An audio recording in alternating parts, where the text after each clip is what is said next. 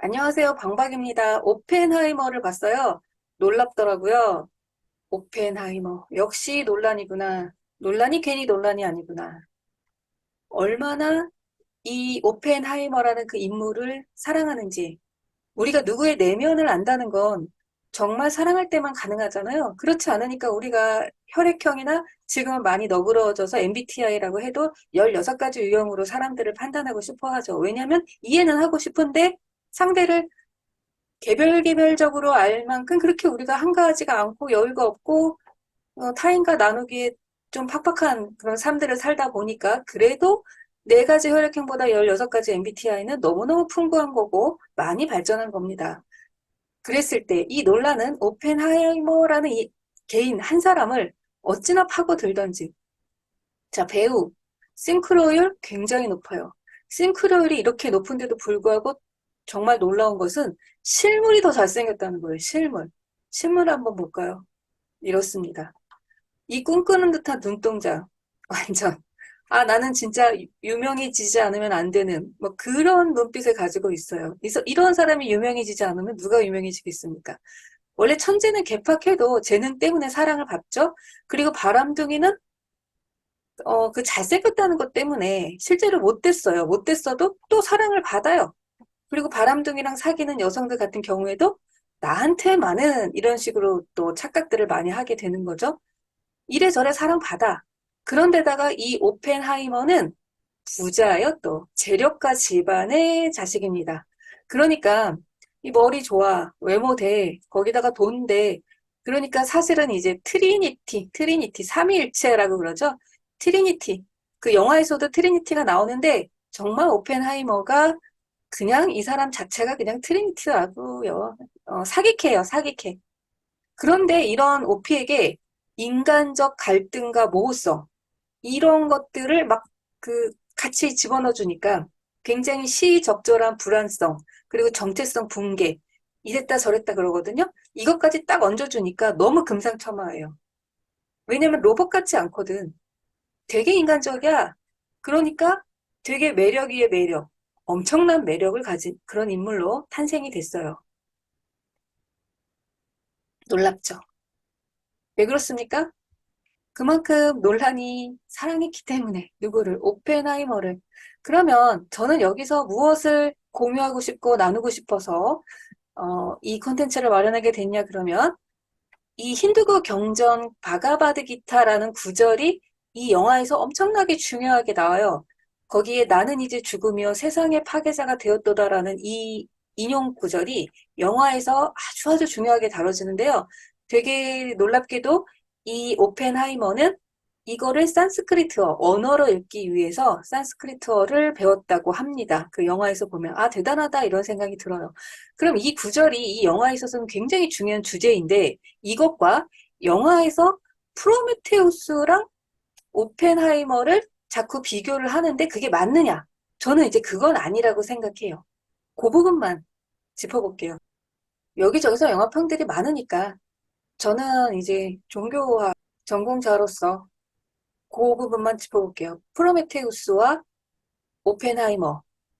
기니까 영화에서 애칭을 오피라고 하더라고요. 그냥 저도 오피라고 할게요. 이 오피의 싱크로율이 과연 잘 맞나? 그렇지는 않은 것 같아요.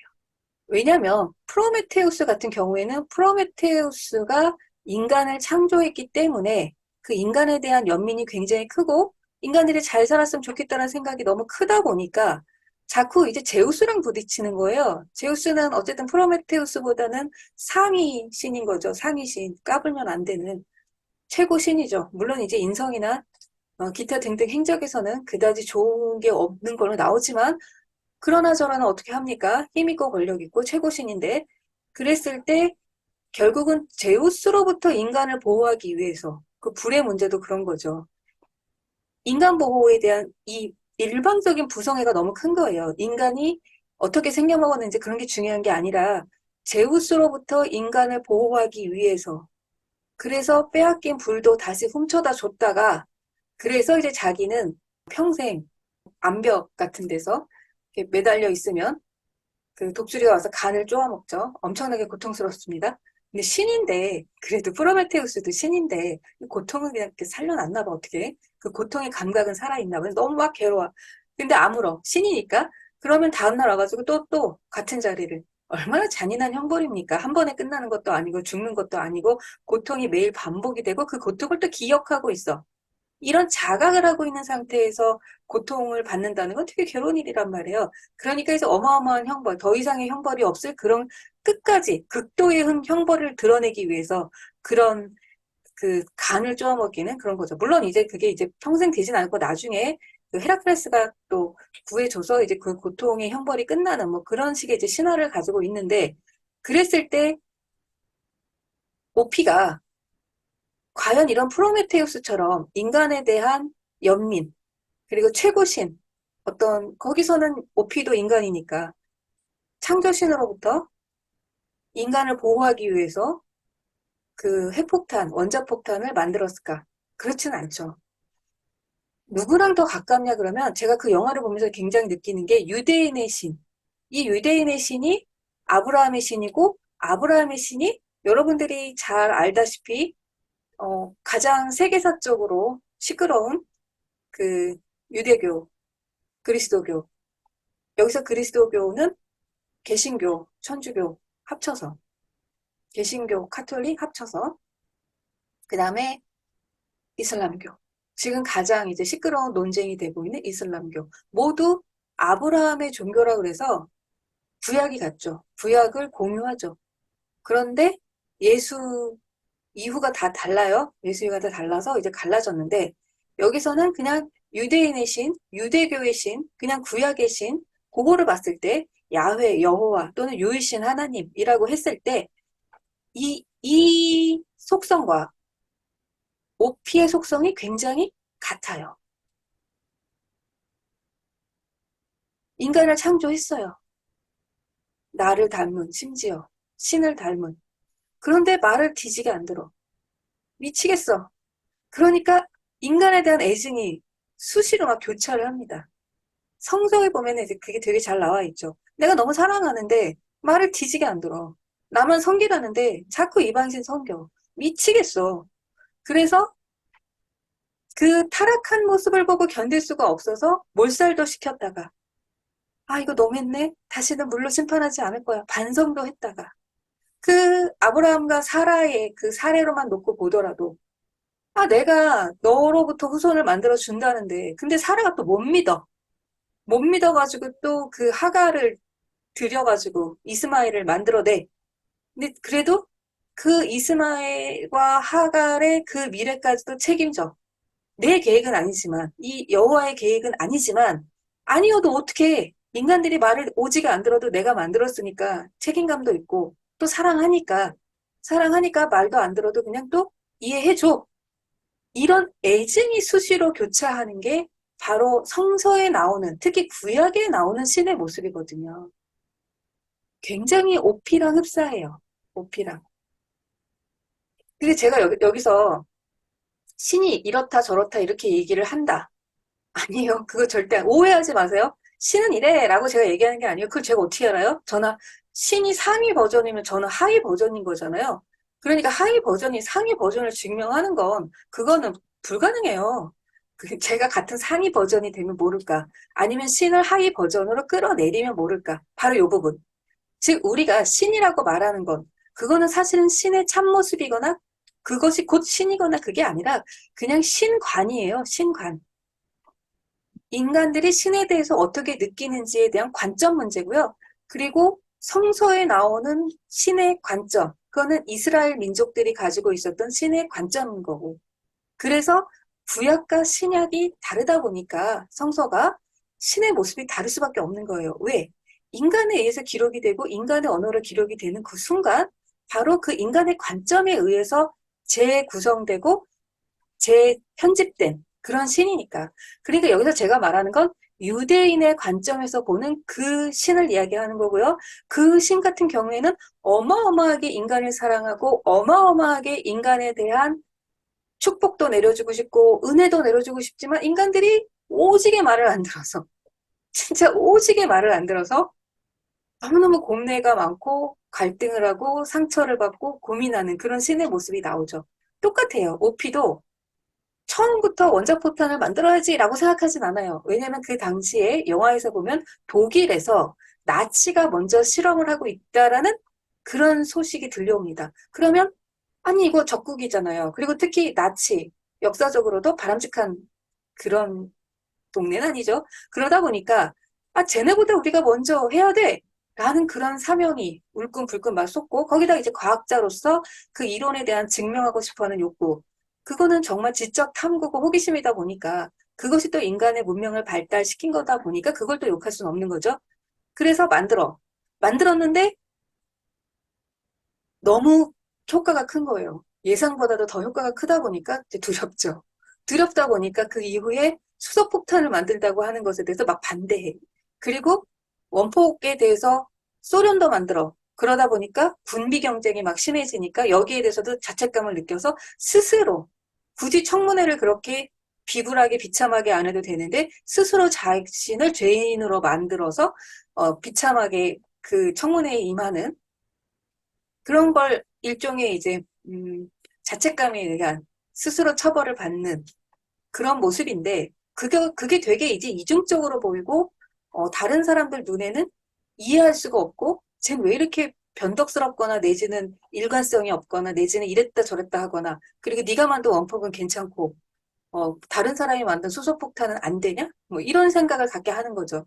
그리고 너 군비 경쟁이 일어날 줄 알았잖아. 너 그거 몰랐니? 알았어. 영화에서 보면은 그 소련에서 개발을 할까봐 굉장히 비밀스럽게 만들고 그리고 그 정보가 새나가지 않게 왜냐면 그 당시에 소련은 같은 연합군이었는데도 불구하고 같은 연합군에서도 어쨌든 이런 걸 만들면 안 된다라는 생각 때문에 지들을 만들어도 되고 믿을만해 자기는 근데 상대는 안 돼. 상대는 막 인류를 멸망시킬 것 같아. 그러다 보니까 사실은 굉장히 일관되지 않은 모습들이 보인단 말이에요. 왜냐면 영화에서 오피는 이거를 만들면 이 엄청난 파괴력 때문에 인간들이 다시는 전쟁할 생각도 못 할 거야. 그러니까 전쟁에 대한 억제력이 오히려 원자폭탄으로 인해서 생길 거야 라고 얘기를 해요. 그럼 그렇게 얘기를 하면 그거보다 월등하게 파괴력이 높은 수소폭탄도 그럼 인정하는 게 맞아요. 왜냐면 더 큰 파괴력을 가지고 있는 것이 딱 인류에게 있으면 더 전쟁을 못하는 수소폭탄 하나 떨어지면 그냥 인류 끝? 이제 이렇게 된다 그러면 더 못하는 거잖아요. 그럼에도 불구하고 그건 또 안 돼요. 왜냐면 무서워. 그건 또 무서워. 굉장히 못 믿는 거예요. 그러니까 오피가 인간에 대해서 어떻게 생각하냐 그러면 굉장히 불신을 해요. 불신. 마치 여호와가 인간들이 뒤지게 말을 안 들으니까 그 경험에 의해서 늘 불신을 하는 것처럼 그래서 항상 옵션을 걸죠. 옵션을. 이렇게 하면 저렇게 하면 이런 식으로 옵션을 거는데 그 옵션을 항상 깨 인간들이 또. 오피도 마찬가지로 어, 믿어볼까? 아, 근데 못 믿어. 그런데 또 하고는 싶어. 해. 했는데 또 후회해. 그러니까 반대해.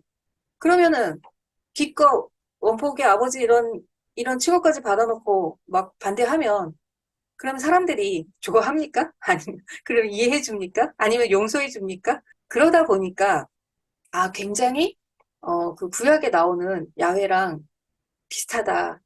그리고 그럴 수밖에 없는 게 오펜하이머는 유대인이거든요. 그러니까 그 유대인의 DNA가 그 선민의식을 굉장히 중요하게 생각하고 그 선민의식이 사실은 어마어마하게 중요한 게 나는 선택받았어라는 게 책임감도 갖게 하고 어마어마한 재능도 발휘하게 하고 정말 만사 기력 없이 힘 없이 다 뻗어 있다가도 나는 선택받았어. 이 생각 갖고 있으면 자다가도 벌떡 일어나서 내가 못하던 것도 하게 되는 그 힘이 있어요. 난 선택받았어. 난 인류를 위해 이 일을 해야 돼. 왜 난 선택받았으니까. 남과 달라. 난 저런 대중과 달라. 어마어마한 힘을 갖게 해요. 이게 선민의식이 가지고 있는 장점이기도 하지만 얘가 이제 과해지거나 매몰되면 단점이 되기도 하는 거죠. 내가 가지고 있는 잠재력을 극대치로 최대한으로 끌어내기도 하는 힘이기도 하지만 바로 이 힘 때문에 타인하고 나를 가르면서 나는 되는데 너는 안 돼. 이렇게 되는 그런 문제도 되는 거죠. 그러다 보니까 오늘날의 그 현재 이스라엘이 팔레스타인에서 벌이고 있는 일들은 왜 저럴까? 뭐 이런 생각이 들죠. 근데 그게 알고 보면 뿌리가 선민의식, 어마어마한 나는 돼. 이게 있는 거예요. 나는 돼. 한창 우리나라는 이걸 이제 내로남불이라고 이렇게 얘기를 하는 거죠. 나는데 왜? 아 나는 받았어. 나는 선민의식. 나는 딱 그 하나님이 나를 딱 찍어줬단 말이야. 그러니까 이 외모에 이 재산에 이 재능에 이게 되지. 근데 너네 아니잖아. 너네 셋 중에 한 가지도 없잖아. 그렇습니다. 여기서 우리가 셋 중에 하나도 없다는 저 셋 중에 하나도 없잖아요. 그랬을 때 이제 고민을 하게 되는 거죠. 또 타고나는 건가? 신의 사랑을 몰빵을 받았나? 뭐 이런 생각을 갖기도 하죠. 그래서 굉장히 오만한 나는 이제 죽음이요 세상의 파괴자가 되었다. 죽음이요 파괴자가 되었다라는 거는 이것은 신이 할 수 있는 이야기인 거고 인도에는 뭐 파괴신이라고 시바신이 또 따로 있기도 할 만큼 파괴라는 것 자체가 어마어마한 신의 영역인 거죠. 신이 가지고 있는 거룩하고 성스러운 영역이에요. 신이 되었습니다. 그렇기 때문에 프로메테우스보다는 그냥 신이고요. 그럼 누구의 관점에서 보는 신에 가장 가깝냐? 유대인의 관점에서 보는 신에 가장 가깝다라고 이야기를 할 수가 있어요. 인간에 대한 불신과 애증과 그럼에도 불구하고 인간에 대한 희망도 여전히 가지고 있고 그러나 역시 실망할 준비도 되어 있고 그리고 그런 인류에 대해서 내가 얼마나 사랑하고 있는지도 보여주고 싶고 그러다 보니까 스스로를 낮게 만들고 벌을 주게 만들고 자책하고 후회하는 모습까지 보여주는 굉장히 우리가 일상에서 비교를 해보자 그러면 쌍방적인 가족에 있죠. 가족 어마어마하게 사랑하죠. 가족을 위해서 무엇이든 다 할 수 있는 것 같은데 그런데 사실은 너무 가깝기 때문에 상처를 받고 너무 가깝기 때문에 그 가까움으로 인해서 나의 치부를 마구마구 그 건드려대는 그 가족들에 대해서 분노도 하고 화도 내고 그러다가 뭐 큰일도 벌어지고 평생 안 보고 살기도 하고 평생 안 보게 되기도 하고 그런 이제 쌍방적인 가족은 특히 쌍방이 돼야 되거든요. 일방적으로 부모가 자식을 무한히 사랑하는데 그런 게 어디 있어요. 다 쌍방이지. 내 마음에 드는 자식을 사랑하는 거죠. 내 말을 잘 듣는 자식이 사랑스럽고 귀엽고 모든 걸 해주고 싶은 거죠. 내 말 안 듣고 뭐 이렇게 반대하고 저항하고 그러면 호적에서 파기도 하는 게 가족이잖아요. 쌍방적이에요, 가족이라는 건. 그런 쌍방적 가족애가 바로 오펜하이머, 오피가 가지고 있는 인간에 대한 그 애정이고요. 프로메테우스는 인간을 잘 모르고 인간에 대해서 그렇게 깊숙이 관여하지 않았기 때문에 그냥 이렇게 피상적으로 내가 만든 건데 뭐 이런 거 있잖아요. 그렇기 때문에 일방적 구성애가 가능하고요. 마치 우리가 반려동물들을 키울 때나 아니면 자동차를 애지중지한 자동차를 내가 사고 싶은 걸 샀을 때 그냥 어마무시하게 사랑만 하죠. 자동차 고장났다 그래서 우리가 자동차한테 화냅니까? 더 좋은 걸로 새 걸로 갈아주지?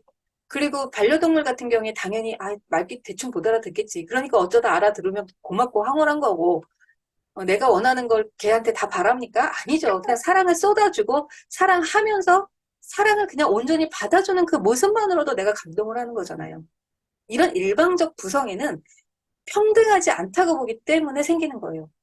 프로메테우스가 인간에게 갖는 거는 마치 반려동물이나 아니면은 내가 아주 소중하게 생각하는 그러한 어떤 물건들, 내가 돌봐줘야 될 어떤 존재.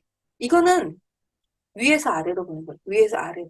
이럴 때 무조건적인 이게 가능한 거고 일방적인 게 가능한 거죠. 근데 야훼신은 인간과 평등하단 말이에요. 내 모습을 갖고 만들었기 때문에 이거는 쌍방적 가족이에요. 쌍방적 가족이. 나를 이해해주고 내 사랑을 알아주고 내 사랑을 받아주는 게 끝이 아니라 그 사랑에 대해서 보답도 해주고 쌍방이에요. 쌍방.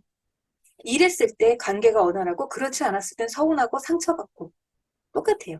오피가 가지고 있는 인류에 대한 생각은 그래서 나는 이제 죽음이요 파괴자가 되었다 그것이 아니라 그것이 아니라 요거는 너무너무 논란이 오펜하이머를 사랑하다 보니까 이렇게 이제 어, 신적 존재로까지 높은 단계로 올려놓은 거고요. 우리는 이제 유대인이 아니다 보니까 우리는 성서를 굉장히 사랑해도 지금 21세기 현대인의 관점으로 성서를 사랑하죠. 왜냐하면 적어도 우리는 그거보다는 더 발전한 상태에서 볼 수 있어야 되는 게 맞잖아요. 그쵸? 그래야 사실은 신이 보시기에도 아니 우리가 2000년 전의 인간과 21세기의 인간이 똑같으면 아유, 그 되겠습니까? 이렇게 발전이 없으면 얼마나 답답하시겠습니까? 그러니까 우리는, 아, 유대인의 신적 관점이 이런 거구나라는 걸 이해하시고, 또 21세기, 2023년에 갖고 있는 우리들의 시선으로 봤을 때는 또 다양한 시선들이 나올 수 있는 거고. 맞잖아요, 그게. 그쵸? 왜냐면 우리가 조금이라도 더 오래 살고, 조금이라도 더, 여기서 말하는 오래 살았다는 얘기는 그 과거를 알고서 산 시간들을 말하는 거잖아요. 우리는 기존에 지혜로웠던 사람들, 어마어마했던 사람들이 다 죽고 나서 그 다음에 태어난 사람들이기 때문에 적어도 그 사람들보다는 조금 더 나아질 수 있어야 사실은 맞잖아요. 그게 21세기 인간이 가져야 될 태도죠. 그래야 이제 그 어마어마한 이론들을 남기고 어마어마한 생활들을 하시고 어마어마한 경험들을 남기신 그분들한테도 우리가 미안하지 않은 거지. 그게 예의지. 그게 예의. 그러니까 오늘날에도 성서가 가지고 있는 2000년 전 관점을 가지고 싸우는 거는 그건 예의가 아니죠. 그걸 기록하신 분들, 그걸 남기신 분들한테 우리가 예의가 아니죠. 그래서 이제 우리가 예의를 갖춰서 생각을 해본다면 이제 그렇다는 거예요. 그래서 왜 이런 식의 관점이 나오냐 그러면 그 자기가 신의 위치로까지 생각을 되다 보니까 오피 같은 경우에 그렇게 된 거죠. 자기가 이제 그 유일신 하나님과 동일한 거기까지 가다 보니까 어마어마한 그 선민의식 때문에 그래서 스스로에게 내가 죽음이요 파괴자라고 말할 만큼 이건 엄청난 자의식 과잉이죠. 현대인의 관점에서 보자 그러면 자의식 과잉이라고 얘기를 해요. 자의식이 과잉이 됐어요. 그렇지만 저는 이게 나쁘다, 저 그 얘기도 아니에요. 이렇게 자의식 과잉이 되는데 이것이 어쨌든 자기 능력의 자기 한도, 극한까지 끌고 간 건 이건 굉장히 지극함인 거고요. 지극함이라는 것은 굉장히 저는 아름답다고 봐요. 누구든 자신의 재능을 이렇게 극한까지 끌어올리고 그걸 최대치로 폭발시켜. 이게 핵분열이죠. 영화에서도 보면은 오펜하이머가 핵분열 쪽인데 폭발시키죠. 이 핵분열까지 갈 수 있는 건 그건 또 굉장한 아주 극소수 인류 사이에서는 아주 극소수만이 할 수 있는 일이니까 아름다운 거예요. 위험하고 예민하지만 아름다운 거죠. 위태롭지만 아름다운 거죠. 그래서 저는 이게 되게 지극히 아름답다. 오만해요. 어마어마하게 오만하지만 그렇지만 누가 그렇게 또 자신의 재능을 극한까지 끌어올려요. 그러다 보니까 자의식 과잉이 되는 거고 자의식 과잉이 되다 보면 일반인들이 딱 봤을 때는 좀 지나치군. 이런데 네가 신이냐? 어차피 오펜하이머가 원자폭탄을 처음으로 만들었고 가장 빠르게 만들었을 뿐이지 그 당시 제조 이론이 공유되고 있었기 때문에 학계에서 누가 만들어도 만들 수 있었던 거예요. 단지 오펜하이머가 제일 먼저 만들었다는 거지. 오펜하이머가 아니었으면 원자폭탄은 이 세상에 나오지 않았다. 그건 아니니까. 그건 아니니까. 이미 이론이 공유가 됐으니까. 이걸 누가 실행을 해서 누가 먼저 만들었냐의 문제인 거고 그 당시 나치가 만든다고 소문이 나서 서둘렀던 거고 미국이. 그렇지만 소련은 믿을 수가 없어서 정보 공유를 안 했는데 그렇지만 거기에 또 스파이가 있었나 봐요. 그래서 결국은 소련도 만들었고 이렇게 군비 경쟁이 막 치닫다 보니까 어마어마하게 그 자책감을 느끼게 되지만 사실은 어떻게 보면은 그런 자책감 자체가 조금 선민의식과 자의식 과잉이라고 할 수가 있는 거죠. 오펜하이머가 아니었어도 인류는 원자폭탄을 만들었다. 그러니까 나는 이제 죽으며 세상의 파괴자가 되었도다라기보다는 그냥 우리 21세기 지금 2023년의 인간들이 보자 그러면 그 사람이 가지고 있는 재능의 한계치 인정. 그리고 그 사람이 가지고 있는 그 섬세함, 그 위태로움 인정. 그러나 그것이 곧 선민의식에 대한 정당화. 그거는 아니다. 프로메테우스? 인간에 대한 연민과 그 인간에 대한 일방적인 부성애만 가지고 있는 그런 거 아니다. 그건 아니다. 그건 아니다. 그거보다는 신하고 비교를 하려고 그러면 오히려 구약에, 성서 구약에 나오는 신 또는 이슬람교의 신, 유대교의 신 여기에 좀 더 가깝다. 인간에 대한 애정과 애정만큼의 불신과 불신만큼의 상처와 상처로 인한 분노와 그럼에도 불구하고 다시 인간에게 돌아갈 수밖에 없는 그런 그들이 가지고 있었던 유대민족이 가지고 있었던 그런 신관 이걸 우리가 볼 수 있다라는 거예요. 뭐 전 되게 재밌게 봤습니다. 누가 어떤 사람이 저란 사람 하나에 대해서도 이렇게 섬세하게 최선을 다해서 나의 내면을 봐주겠어요. 애정입니다. 사랑입니다. 놀라는 사랑입니다. 여기까지 방박이었습니다.